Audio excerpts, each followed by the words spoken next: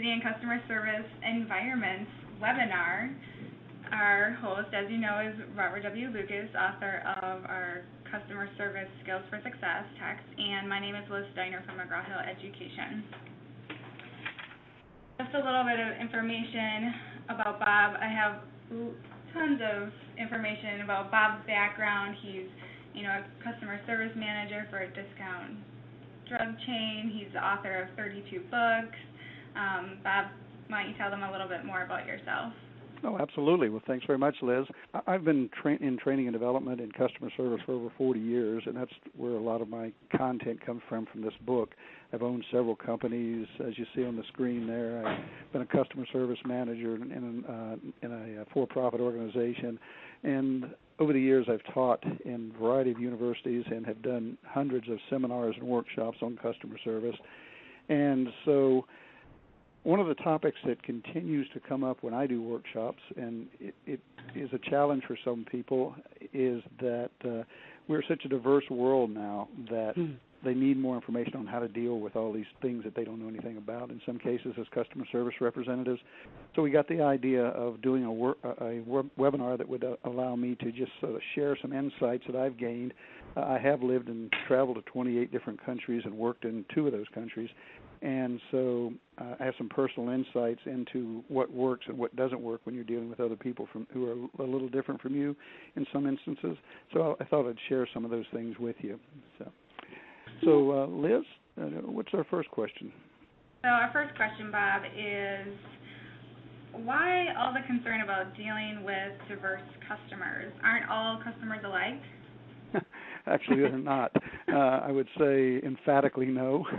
And anybody who deals with people knows that to be true, because I think that even though someone might look like you or might have a similar sounding name to you, they have a lot of different things in their background that really are not the same as yours. On the other hand, they have a lot of things that are similar to us. So one of the things that I encourage people to do in a customer service environment is to recognize that there are no 2 people alike. There are no 2 generations that are alike. There's no 2 cultures that are alike, and there's no 2 religions that are alike. And that's because while each of those elements have some commonalities, they all have unique individual differences.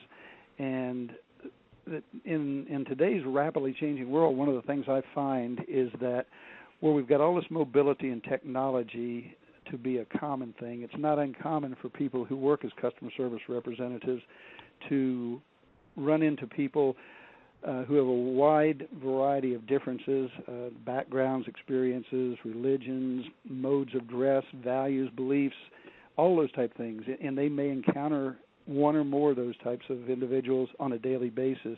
And in some cases, if they work for large organizations or in a metropolitan area, they may encounter them one right after another in any given hour.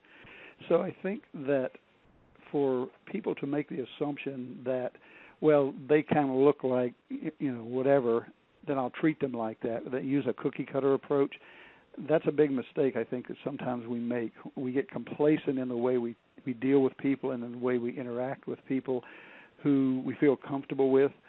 I don't know about you, but over the years, I've encountered a lot of different people from various parts of the world. And the thing that really amazes me is that people are people no matter where they are. If you get down to the basics, you get past all the politics and you get past all the hoopla with governments and all the other issues that go along at the higher levels, when you talk to people one-on-one, you find that they want pretty much the same thing. They want to be happy, they want to be secure and have a house or cover for their family, they want to have food, they want to have the opportunity to just enjoy life a little bit. And those are pretty common values that I've encountered in anywhere from Burma to Russia to Finland to Mexico to wherever.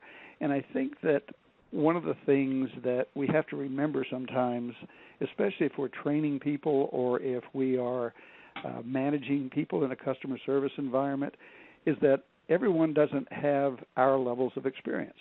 I used to teach a diversity class at Webster University in the master's program for about 15 years, and I would start my class off by asking, by a show of hands, how many of you have never been out of the United States or traveled out of the United States?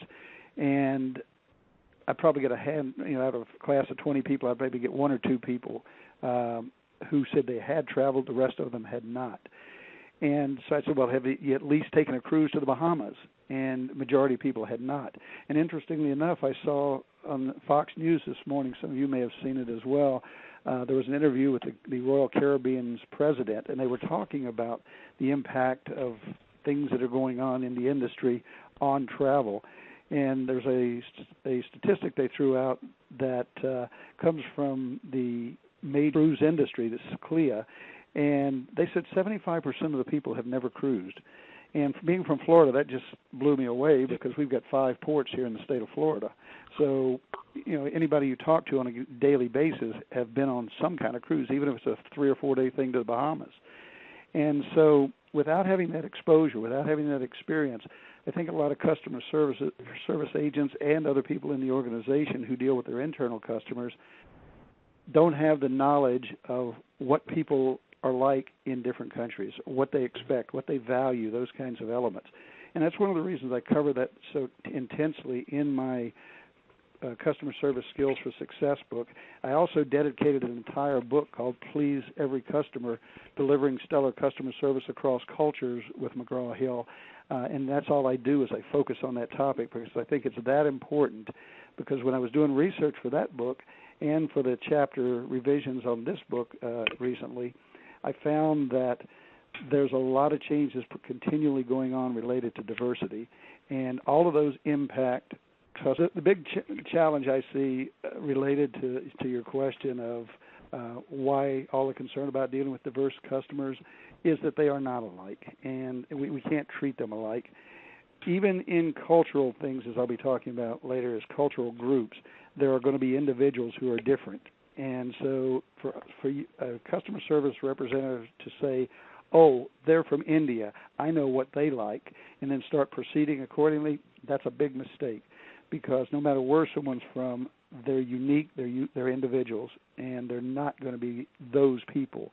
And so, again, the importance, I think, is the message there is that in customer service, we have to treat customers as individuals always, and we have to find out what their specific needs, wants, and expectations are, and then try the best we can to address those particular issues. So, Bob, what exactly is diversity? Good question. There is no one definition. I could give you a theoretical definition, and I do in the book actually. But in fact, there are so many facets that make up diversity that for me to come up with a single statement, say this is diversity, would be sort of asinine from my standpoint. Basically, as I said a few seconds ago, in any group, any country, any cultural facet, there's always going to be similarities with people, but there's as well as the differences. And I always encourage people when I do workshops on this topic to focus on what's similar and build from there. If you have a commonality with someone and it comes up in a conversation, maybe talk about it. Maybe they talk about, I'm from France, and you've been to France. Oh, wonderful country. I love that. And, I really enjoyed my time there and visiting with people and seeing the Eiffel Tower or whatever. So look for some commonalities would be my plug there, because even though there's no single way to define diversity, traditionally it's something that we have used to try to pigeonhole people when we say the word diversity. I don't know about you, but years ago, I remember back in the 60s when we had all the racial issues going on in this country and in other countries too, for that matter, diversity was used to define by color.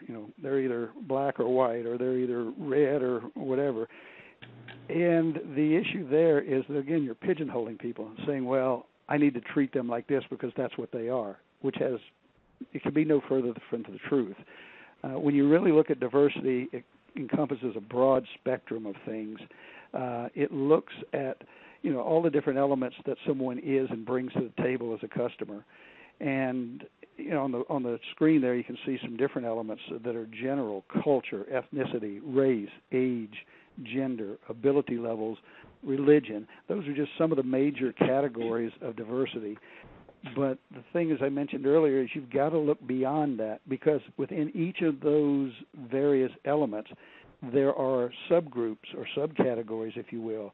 Let's take the first one from an example, culture. Within each culture, there are subcultures, and these might be, you've got married people, you've got divorced people, you've got people who've never been married, you've got people with kids, without kids, you've got older people, you've got younger people, you've got some people who are educated, some who are illiterate, and some are just, in between. You've got people who are religious, and you've got people who are atheist or agnostic. So to say that they're from that culture and that's what they need and want and that's what they expect, again, could be a very serious breakdown in the customer-provider relationship, because if I'm your customer and you treat me in a certain way just because I look or sound or seem to be something, my reaction is going to be, no, that's not going to work for me. It feels like you're trying to pigeonhole me and put me in a cookie cutter or solution to my problem, and that's not what I want. I want to be treated as an individual and find a specific solution, specifically addressing my issue. So I think the message for people who are coming into the field or people who are currently in the field, in my experience, is that you have to treat each person as an individual. Because even within those groups that I mentioned earlier, the married, without children, older, younger, whatever, there's even another subgroup. They might be tall, they might be short, they might be thin, they might be heavy, they might have, one might have one color hair and one might have another, different colors of eyes, all kinds of characteristics there. So we have lots of opportunity to build relationships by getting to know our customer and identifying their needs through good open-ended questioning techniques and listening effectively and dealing with them based on what we hear and what we've been trained effectively to do. And if that doesn't happen, then stand by, because there's a good chance that this is going to be a real challenge. One of the things I've seen in the past, especially when I was managing in the customer service field, is that if someone does something with a customer who has a perception that they're not being treated fairly or they're not being treated as a individual customer, then chances are they're going to be very upset and they're going to leave. They're going to leave and they're going to do other things. They're going to tell other people about their negative experience. They're going to ultimately with social media now, I mean, the easiest thing to do is go online and start flipping out LinkedIn messages and Twitters and go on their Facebook and post things. So it can do some real serious damage to not only the reputation of the individual who did it, who may end up getting fired or disciplined once that becomes common knowledge, but more importantly, you may never see that customer again, and you're going to lose money as a business entity. So going back to the original question of what is diversity, it's every element related to every person. And my suggestion is the one I give to all my learners when I go to do seminars and workshops and teach classes, is that get out there, do as much travel as you can, do some research. One of the things I used to do was always had an interesting result when I was teaching diversity at Webster University, was that in addition to asking that question I talked about earlier of how many of you been out of the country and then exploring that, on that same first night, I would then have them on a strip of paper write down the name of a country that they knew was in they knew had a restaurant in the Orlando area that served that type of food. It might be Vietnamese, Spanish, Indian, Italian, whatever. Now, actually, I've ruled out Italian. I'll tell you why in a second. But I had them write down a strip of paper. We put it in a box and shook it up, and someone picked out the name. And then I said, okay, on the 8th night of class, which is the night before the last evening of class, we're going to go and meet at a restaurant that serves this kind of food. And I would read the kind of food it is. And we would go there, and before they got there, they had to research that country, learn about politics, learn about religion, learn about culture, learn about communication issues related to how it differs from us verbally and non-verbally, and they had to come prepared to talk about something they had learned about that country. And that class was always the highest rated of any classes in the 9-week syllabus that we had, or curriculum we had. And going back to that first night, it's because after asking, have you traveled or have you taken a cruise out of the country, the third question I would ask was, how many of you, at least in the last 30 days, have eaten food other than from your ethnic background, and pizza and Chinese don't count because there's one of those on every corner, it seems. So, and again, the hands were very few that went up. So it sort of set the base for why are we doing this. And so, there's lots of different ways to approach diversity from a customer service standpoint if you're training people or if you're a customer service representative, but it all goes back to the individual interaction with one another. Have any of you ever experienced some issues with in a customer service environment where diversity created either a challenge or an opportunity? Every day of my life. Okay, and who's this? That's Nancy. Hey, Nancy. Could you expand on that a little bit? In what way? I teach at a community college just south of Seattle, Washington, with the incredibly high immigrant, refugee, and international student population. Okay. One of my classes in the evening, I have 28 students, of which only 2 were born in the United States. Uh-huh. And so just in a training capacity, I have to be mindful of absolutely everything. Yeah, it is an interesting experience, isn't it? We heavily recruited at Webster for international students, and it was not unusual, as in your case, for me to have 2 or 3 people from the U.S. and everybody else was anywhere from Africa to China to Malaysia to Mexico to whatever. And I loved it because it helped me stretch and it helped me educate myself because I would go back and do research on the individuals' countries once I knew where they were from so that we could use examples from their culture as we went through the semester. Anyone else had an experience that provided opportunities from a customer standpoint? Well, this is Tony from Umpqua Community College in Oregon. One of the things is this area is almost primarily white. And so when I'm teaching students about diversity, I talk to them about, even though we're all the same skin color, we're diverse from our different areas of the county and how we perceive things, and the fact that, like, I was born and raised in Michigan, so I use the example of what do you think of when you think of snow? And, they're thinking, oh, it's beautiful on the mountains here, and sometimes we get it in the valley. And for me, snow means it, in the wintertime, it comes up to the roof, and I have this, view of, white through the window. And I said, sure. So you've got to be careful that diversity isn't just a skin color. It isn't Absolutely. just a region of, of the world. It's sometimes a region within our own communities of just how different people are raised, how they're, how they view the world and their different perspectives.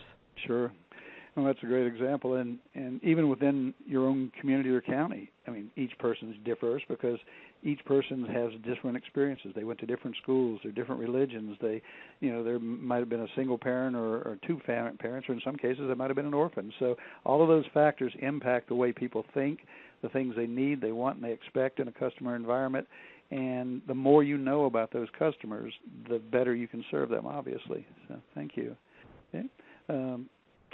Any other thoughts, or should we move on? I think I'm going to start the next question. Okay. So, Bob, why is it important for customer service representatives and others in organizations to understand and be able to interact with demographic groups outside their own? The world is getting smaller, in answer to your question, Liz. I think a lot of what we have found over the years is that, for centuries we've dealt with issues related to interacting with other countries. And in a lot of those cases, unfortunately, it's because we were at war with them or, we had negative experiences.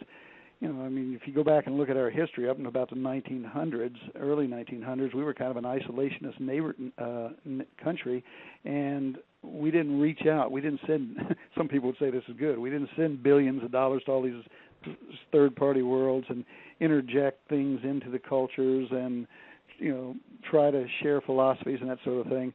So I think that now with the technology we have and with the advent of global travel that we now have available to us, we're seeing people who many times had never come together before interact with each other on a daily basis.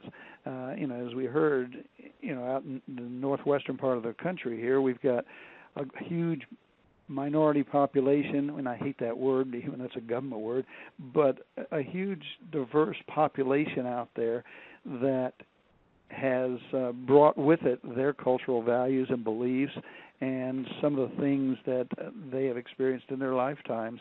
And so it's important for anyone interacting with anybody, but specifically with customer service folks and people who work in an organization who deal only with internal customers, which many times our folks forget about when we're training them. So I always emphasize that you have two types of customers, internal and external, and everyone you meet is either a current or a potential customer, depending on what happens from that point on. And the example I use for that is, think about the time if you had to wear a name tag in an organization and you forgot to take that name tag off and went to lunch or went to a restaurant and someone saw you work for that company. I'll give it an example that used to happen to me quite often is I was a manager of training for AAA National for a number of years, and we'd go out to lunch sometimes and somebody would see that we were from AAA, we had a AAA shirt on, and they'd say, "Oh, you work for AAA. Well, I've got a question." Now all of a sudden you are the face of that organization, whether that's your job or not. Luckily for me as a trainer, I knew as much as possible about the organization because I had to train in our orientation program as well as in some of the supervisory management issues classes. So all of a sudden now what you do from that point on could impact if that person's a current customer, keeping that customer and satisfying them, or if they're a potential customer, educating them. And I have seen other people from other companies in a similar situation, maybe in a cashier line at a supermarket, and someone asks them that question, and they say, "Oh, well, that's not really my job. You can call over to our office and ask for so-and-so." If you were a customer, how would that make you feel? It wouldn't make me feel well, I know. So I always push the issue that we have current and potential customers. Those are the only two type of people we'll ever meet. And so if people move forward with that philosophy, I think that it will help them, but it'll also help the organization. So with the world being so small, because people can move and interact with each other on technology, and with the economies of those countries so intermingled, there's a pretty darn good chance, no matter where you are or what kind of organization you work with, whether it be your own or whether you be with an organization that's larger, you're going to interact with people on an individual or organizational level who have all kinds of diversity, bringing those issues with them. Think of all the countries over the years in the last 3 or 4 decades that have gotten together to try to bring the world together. In U.S., we've got the NAFTA that was signed a couple decades ago, which brought together trading partners, Mexico, Canada, U.S., trading agreements with various Asian countries, and other things have been added since then. The European Union, one of its primary reasons for coming together was to help one another and become trading partners and give each other incentives to trade within the Union. There's ongoing trading and everything in various nations around the world. And with all the political things that are going on, it's going to continue to evolve and change, and we're just going to have more opportunities. With international travel, as I mentioned earlier, people who previously couldn't afford to take advantage of leisure travel, in some cases now are able to do so. Now, obviously, the recent recession, starting back in 2006 or 7, has created some challenges for a lot of people. They lost a lot of money, they lost their homes, those kinds of issues, and jobs and such. But it's now starting to stabilize for some people, and we're starting to see more people travel. And again, that was one of the points that was made by the Royal Caribbean president this morning on the news interview that he was doing. Throw in the fact that we're now outsourcing and offshoring a lot of jobs, although that trend is starting to reverse from the research I'm seeing. We've still got to deal with the issue that in many cases people are representing our organizations as representatives, either in call centers or in other capacities, and those people have various backgrounds. And think about your own experience with dealing with a call center from another country. I've had some good ones, and I've had some pretty bad ones. And so that creates challenges in the minds of customers. And unfortunately, a lot of people have had more negative than positive experiences. So when you say you got routed to a country in the Philippines or where India or wherever it happens to be, Mexico, the reaction may be a negative perception on your customer's part. So if you work for an organization that uses that kind of format and you're dealing with those customers, chances are you've got to overcome some of that negative perception they have because of their negative experience they previously had with someone in the organization who was from another culture. And you know as well as I do, as a customer, you don't have to deal with that. You can say, I don't want to deal with this, and you can simply go somewhere else. And that's what a lot of customers do, unfortunately.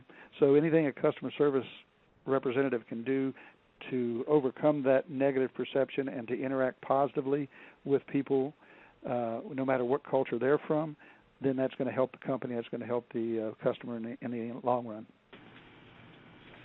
So why should people in the service industry be concerned about how other people from different demographic groups think and act? Well, as we talked about earlier, you're going to find in any given day or period of time, you're going to encounter someone who is different from you, and that's just the way of life.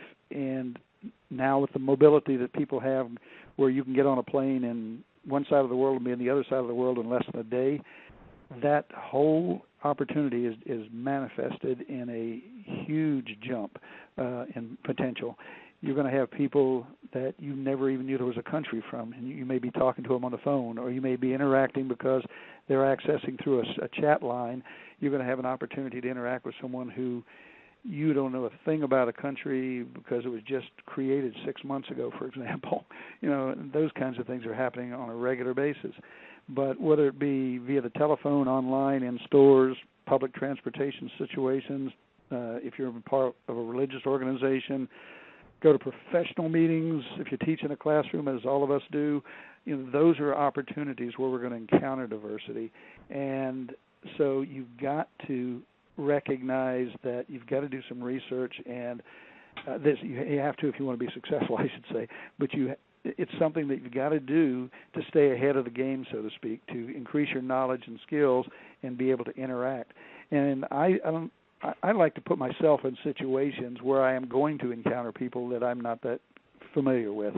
For example, that we just recently had an event here in the Orlando area where I'm from, and it was an Indian annual festival. It was an Indian Day, and they brought in people to one of the Hindu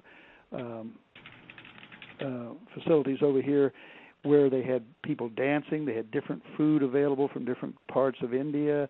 It was a great event, and I enjoyed it so much because even though I've traveled to India, and when I was in Burma, the lady who was my former wife and I had a son, an infant son over there, so she was the nanny, and she did all the cooking, and I was always having wonderful conversations with her. Prior to going to Burma, I had never had Indian food, and I came back with a love of it, and at least every week or two I go to an Indian restaurant because it brings back so many wonderful memories, but it also, I enjoy the culture, and I really enjoyed going to the Taj Mahal and seeing all the different things I had a short time to do, and would love to go and spend about 6 months exploring that country at some point.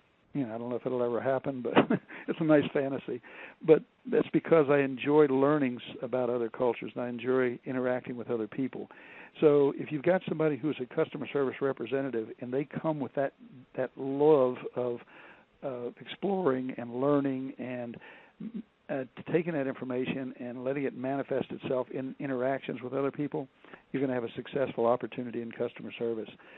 And the failure to recognize that and respect individual differences can often lead to misunderstandings and breakdowns in your customer-provider relationships.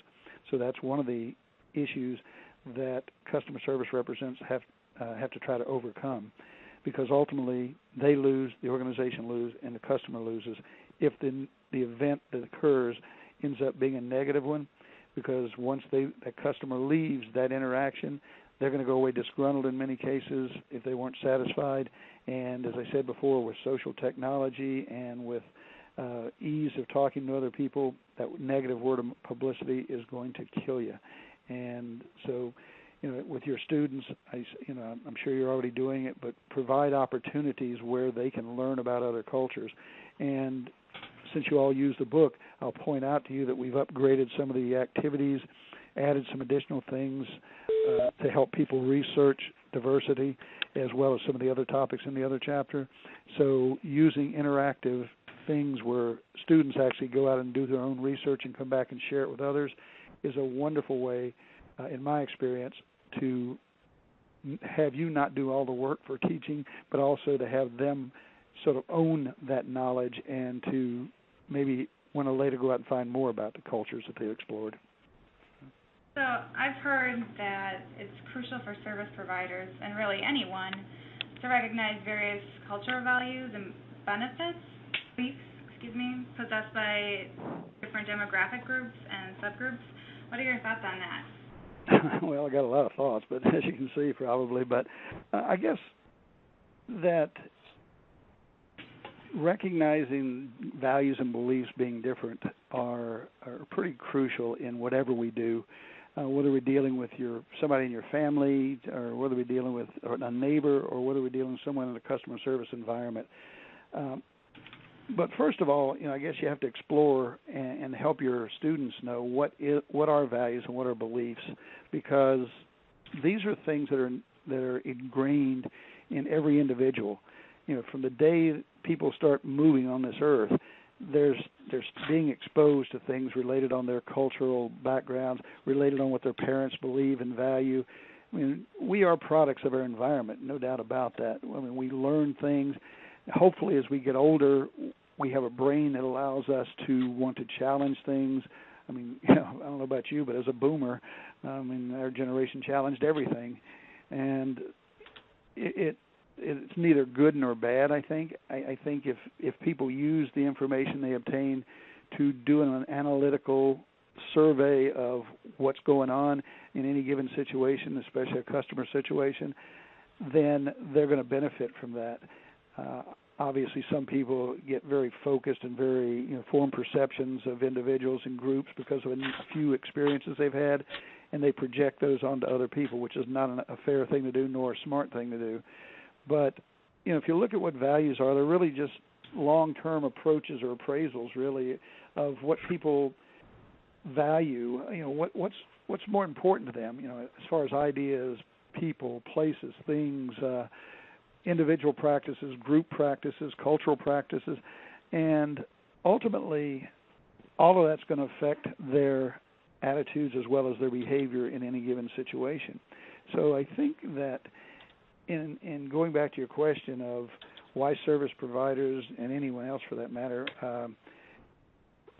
should recognize cultural values or beliefs by different groups and subgroups is that you're going to have to deal with those people. And if you can't appreciate where they're coming from, it's hard to make a unbiased decision on what to do next as far as actions go.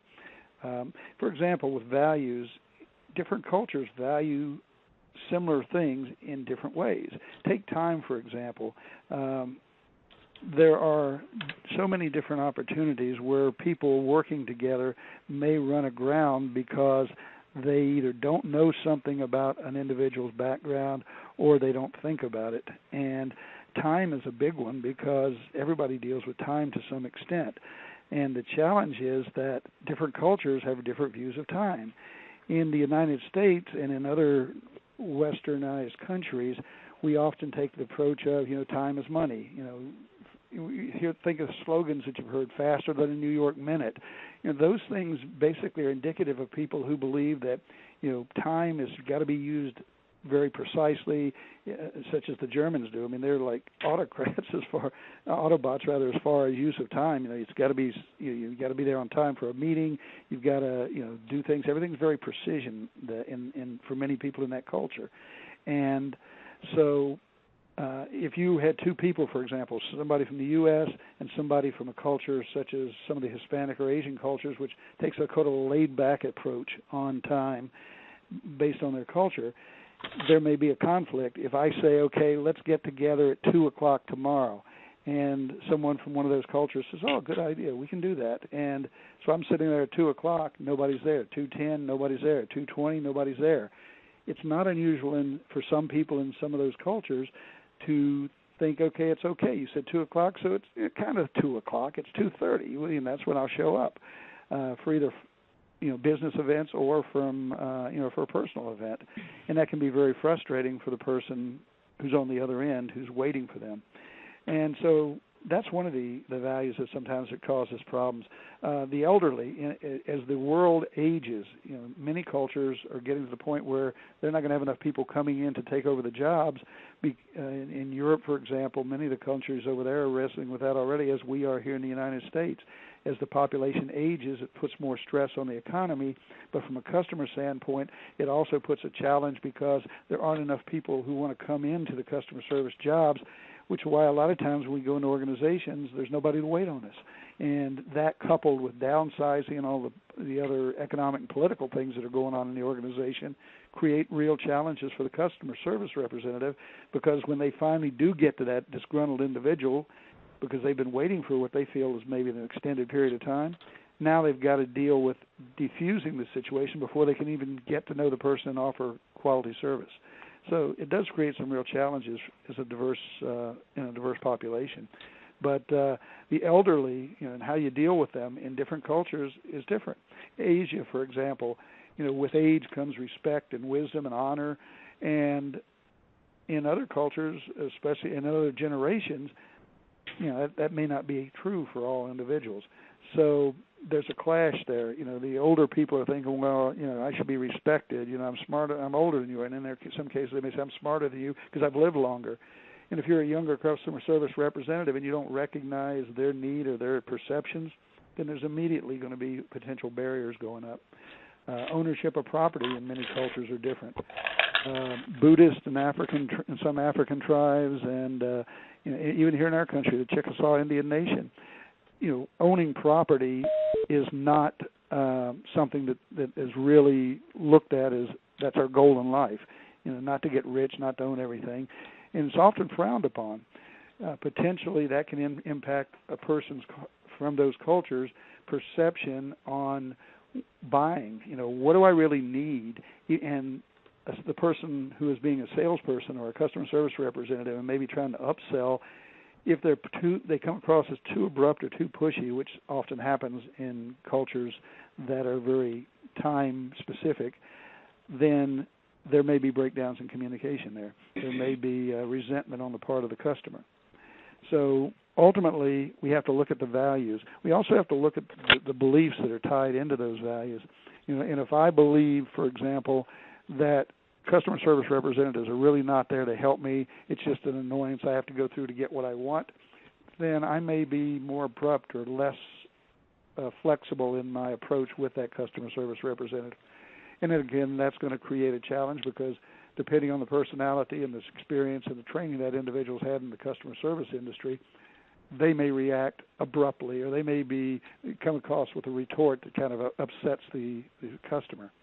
So you've got, then again, an opportunity for customer service breakdowns. So again, I always encourage people to go out and expand their knowledge of people and cultures, do internet searches, read books, read articles, whatever they can get access to. And in your classes, I'm sure you do similar things. Speaking of articles, there's about 200 articles on my website, www.robertwlucas.com, which you can find in the textbook as well. And those articles are free for you to download. A lot of them deal with training and brain-based learning, which I do a lot of and write about, but a lot of them are also on customer service that you might find valuable. As a resource, feel free to download those and distribute them to your students as additional materials, or point them in the direction of the website and let them download what they think they need if they're doing research. I also do a customer service blog, which is www.customerserviceskillsbook.com. It's easy to remember because it's the title of the book here. And if any of the resources are there or you have any questions about those, feel free to contact me, and I'll be happy to try to share additional resources and talk about those.